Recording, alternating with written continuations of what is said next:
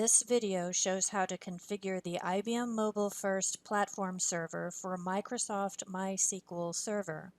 Launch the MobileFirst server configuration tool. Mine is in the IBM MobileFirst platform server folder under Shortcuts. You can also launch the tool from the Apps menu on your desktop. From within the tool, create a MobileFirst server configuration. Click OK. Click Next. The Database Choice screen opens. Select MySQL Database and click Next. Enter the host name, the port number, and the path to the driver jar file, and click Next. Enter your username and password for your MySQL database connection. Click Next.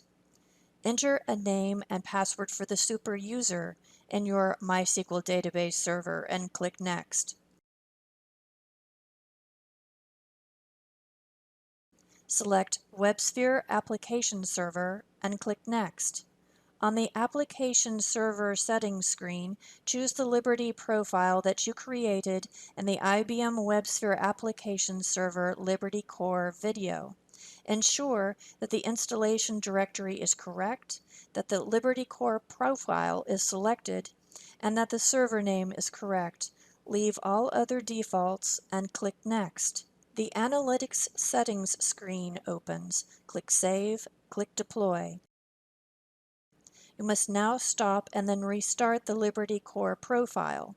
Open a DOS command prompt and go to the C IBM WebSphere Liberty bin directory. Run the following commands: server stop simple server and server start simple server.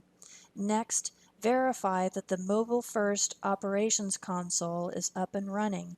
Open a browser and enter a URL of localhost 9080. Enter a username of admin and a password of admin. The IBM MobileFirst operations console opens with no deployed applications.